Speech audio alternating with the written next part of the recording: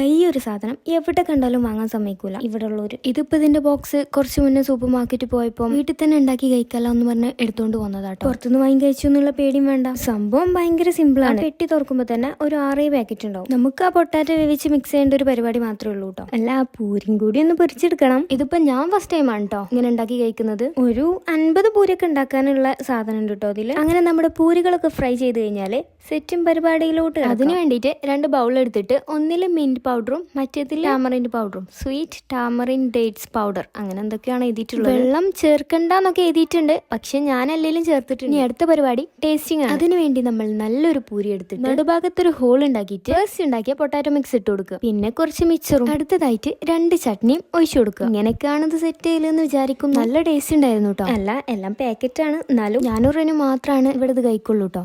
Ice പിന്നെ ഞങ്ങളിത് പൂരിന്റെ ഉള്ളിൽ മിക്സ് ചെയ്യണ കണ്ടിട്ട് ഓനക്കും ചെയ്യണം എന്ന് പറഞ്ഞിട്ട് വെറുതെ ചെയ്തുകൊണ്ടിരിക്കുക. അതിങ്ങനെ സെറ്റാക്കി എടുക്കാൻ നല്ല രസമാണ്. അതൊക്കെ കഴിഞ്ഞിട്ട് നമുക്ക് കുറച്ച് പാത്രങ്ങളൊക്കെ കഴുകി വെക്കാനുണ്ടായിരുന്നു. ഇന്ന് സഹായത്തിന് വേറെ ആരല്ല, നമ്മുടെ ഐസുമാണ്. ചില സമയങ്ങളിലൊക്കെ ഞങ്ങൾ കഴുകുന്ന കാണുമ്പോൾ ഞാൻ കഴുകിക്കോളാം എന്ന് പറഞ്ഞിട്ട് തല്ല് പിടിച്ചിട്ടൊക്കെയാണ് കേട്ടോ കഴുകാൻ വരും. പിന്നെ ഓനക്ക് പറ്റുന്നതൊക്കെ ചെയ്യട്ടെ എന്ന് വിചാരിച്ചിട്ട് ഒരു സ്പേസ് കൊടുക്കും.